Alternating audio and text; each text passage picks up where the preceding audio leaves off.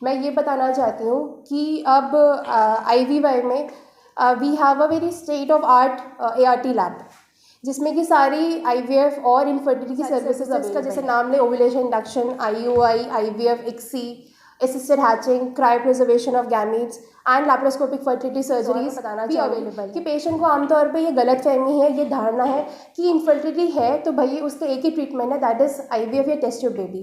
ऐसा बिल्कुल नहीं ज्वाइन किया जी। इन्हां वर्गियां क्वालिफिकेशनस ते स्पैशलाइजेशन इस ट्राई सिटी दे विच पूरे पंजाब दे विच कोई भी ऐसा डॉक्टर नहीं जिन्हें इस फील्ड दे विच इन्नी हायर क्वालिफिकेशन। मैं एक सवाल का जवाब देना चाहांगी, तुसीं कहा कि भी डिस्काउंट या कुछ पेशेंट जिहड़े अफोर्ड नहीं कर सकते उन्हां नूं असीं किद्दां मदद कर सकते हैं। असीं हमेशा IV हॉस्पिटल दे विच मदद करते आए हैं।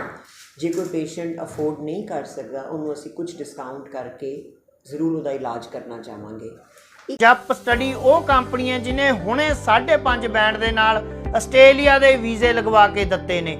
तुसीं सिंगल जाना, स्पाउस जाना तो 100% वीज़ा हासिल कर सकते हो। जप स्टडी दे कोले अज ही आओ।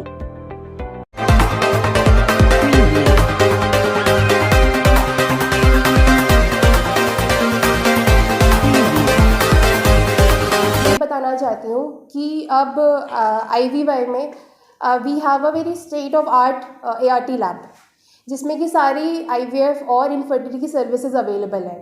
आप सारी सर्विसेज का जैसे नाम ले ovulation induction, IUI, IVF, ICSI, assisted hatching, cryopreservation of gametes and laparoscopic fertility surgeries भी अवेलेबल है। इसके साथ साथ हमारे पास एक बहुत ही एक्सपीरियंस्ड टीम भी है IVF की, जिसमें कि काउंसलर्स हैं, एम्ब्रियोलॉजिस्ट हैं, एंड्रोलॉजिस्ट हैं, जो अपने अपने फील्ड के माहिर हैं। और सारे एक IVF करने के लिए ये सारी बहुत ज़रूरत चीज़ें होती हैं एक IVF जर्नी को स्मूथ बनाने के लिए और एक पॉजिटिव आउटकम लाने के लिए।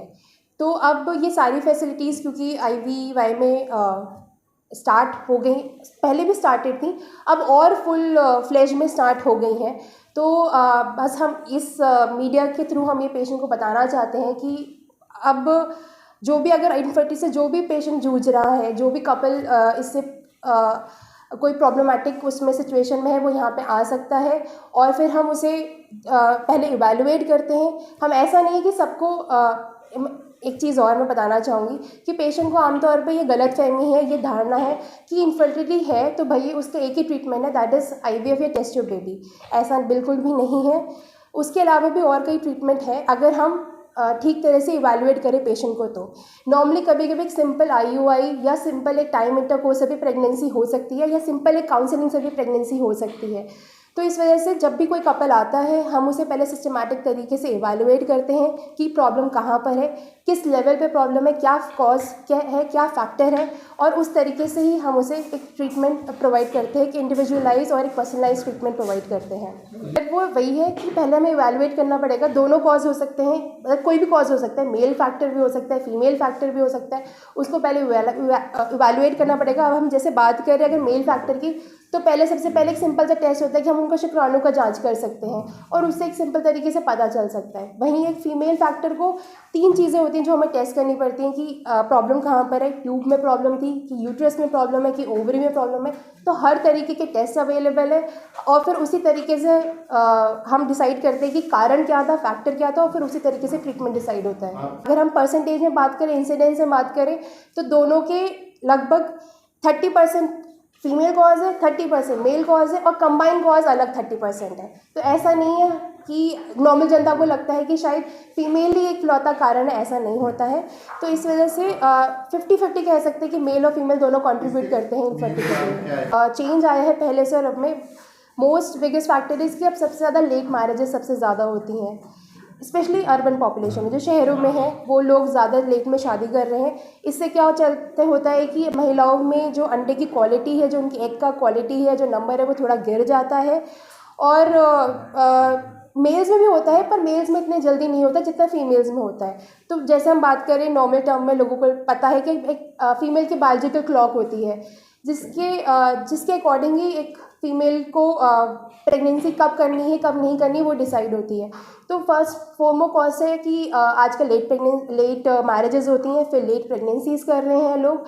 दूसरा एनवायरमेंटल कॉज भी है कि हमारे पोल्यूशन इतना ज़्यादा है हमारे एनवायरनमेंट में, वो हमारी बॉडी को कई तरीके से अफेक्ट करता है। एनवायरमेंट कॉज के साथ साथ लोगों की लाइफस्टाइल भी इतनी आजकल चेंज हो गई है पहले के कंपैरिजन में। आजकल कपल्स के बीच में मोर इनटेक ऑफ स्मोकिंग, अल्कोहल, इसकी वजह से भी इनफर्टिलिटी का इंसिडेंस बढ़ गया है आज की डेट में। सर वो एक्सपेंसेस ऑल डिपेंड्स कि हम कैसा ट्रीटमेंट दे रहे हैं, कौन सा ट्रीटमेंट पेशेंट को दे रहे हैं एंड उसका कितना डोज पेशेंट को लगता है। ऐसे हम एकदम से नहीं बता सकते। प्लीज हाँ, मैं भी ऐड करना चाहूँगी। I am doctor Kawaldeep, I am the managing director of the IV health care group. So doctor Garima ने सानू ज्वाइन किया जी। इन्हां वर्गियां क्वालिफिकेशनस ते स्पैशलाइजेशन इस ट्राई सिटी दे विच पूरे पंजाब दे विच कोई भी ऐसा डॉक्टर नहीं जिन्हें इस फील्ड दे विच इन्नी हायर क्वालिफिकेशन एक्वायर की है।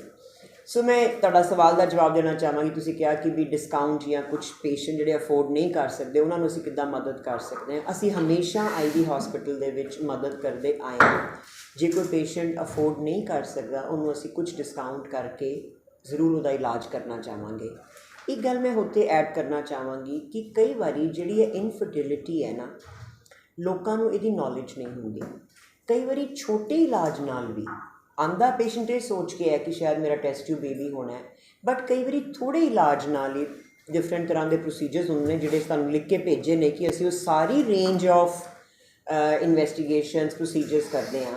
तो कई बार वो छोटी जी मदद के नाल ही घट खर्चे विच ही उसका सोल्यूशन मिल जाता है जदों कोई स्पैशलिस्ट इनफर्टिलिटी को ट्रीट करता है। फर्क ये इन्ना है। एक गायनेकोलॉजिस्ट है जिन्हें एक नॉलेज एक्वायर की हुई है गायनी या ऑब्सटैट्रिक्स दियाँ सारियां प्रॉब्लम्स की। एक डॉक्टर है जिहड़ी इस चीज़ की माहिर है।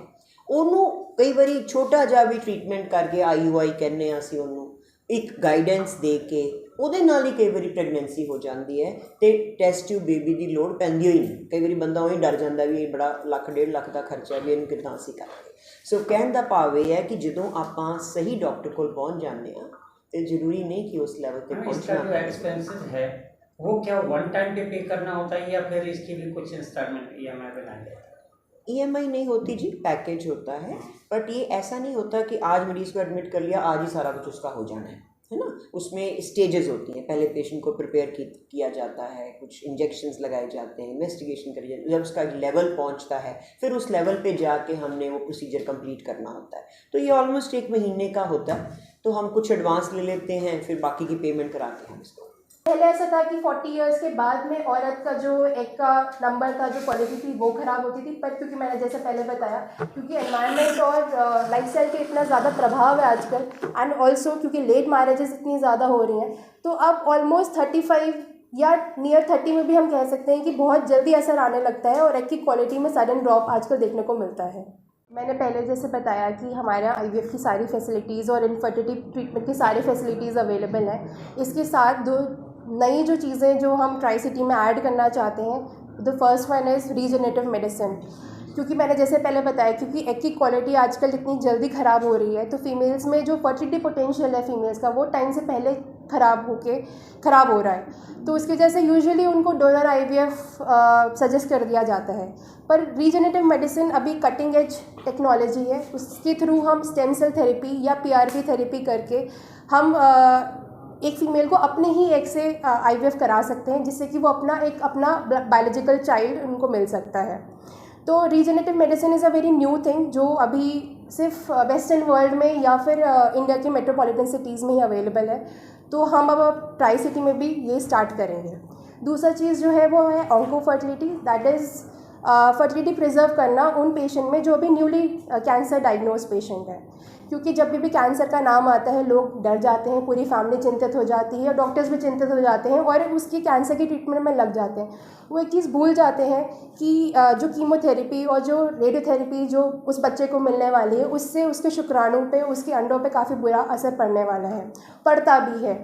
और अगर हम उसे टाइम से पहले, उसकी कीमोथेरेपी या रेडियोथेरेपी लगने से पहले अगर हम उसे प्रिजर्व कर लें, तो आगे जाके उनको जो प्रेगनेंसी में प्रॉब्लम आने वाली थी, हम उसको प्रिवेंट कर सकते हैं।